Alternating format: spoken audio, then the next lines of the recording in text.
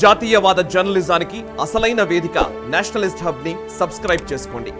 Notifications కోసం bell icon పై click చేయండి. ఇక మరొక వైపు చైనా డెలాయిట్ కి సంబంధించినటువంటి బీజింగ్ డెలాయిట్ ఆఫీస్ని సస్పెండ్ చేయడం జరిగింది.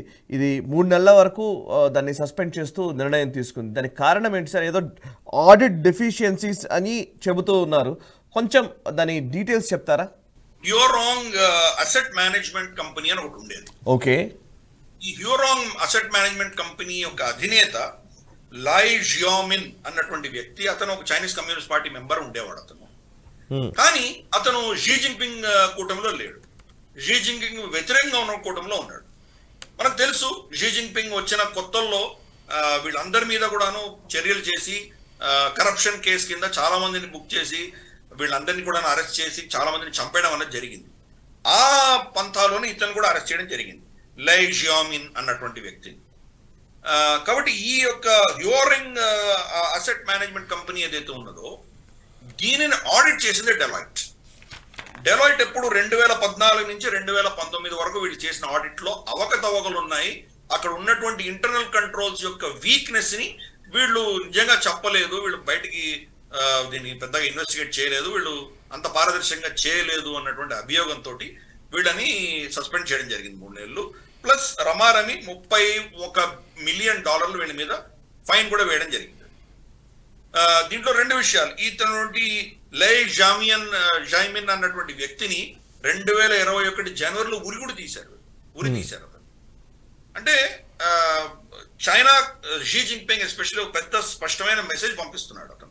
చైనాలో కావచ్చు లేదా చైనా ఇంట్రెస్ట్ కు సంబంధించి కావచ్చు, మీరందరూ కూడా నేను చెప్పినట్టు వినాలి అన్నటువంటి మెసేజ్ పంపిస్తున్నారు.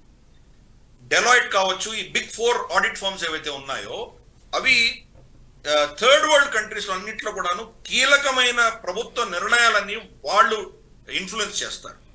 భారతదేశంలో కూడా మన మినిస్ట్రీస్ అన్ని కూడాను ఈ బిగ్ 4 ఆడిట్ ఫర్మ్సే కన్సల్టెంట్స్ గా ఉంటారు. వాళ్ళు పెద్ద కంపెనీలకు ఆడిట్స్ వీళ్ళే చేస్తారు.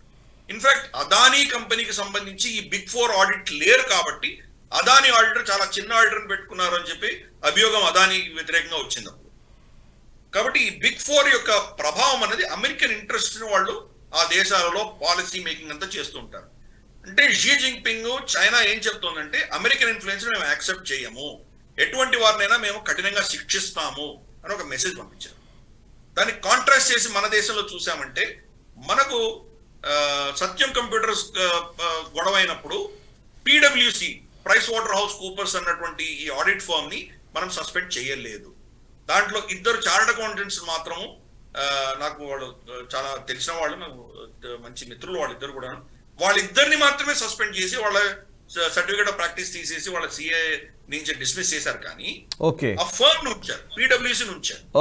దాన్ని కాంట్రాస్ట్ చేసి మనం చూస్తే కనుక చైనాలో డెలాయిట్ ని కంప్లీట్ గా 3 నెలలు బెయిజింగ్ నుంచి పంపించేశారు, ఫైన్ వేశారు వాళ్ళ మీద, కఠినమైన చర్య తీసుకున్నారు. అంటే Xi Jinping especially third term లో ఆయన అమెరికన్ ఇంట్రెస్ట్స్, అమెరికన్ ఇన్ఫ్లుయెన్స్ కు వ్యతిరేకంగా కఠినమైన చర్యలు తీసుకోబోతున్నారు అని మనకి ఇది ముందస్తుగా తెలుస్తోంది మనకి.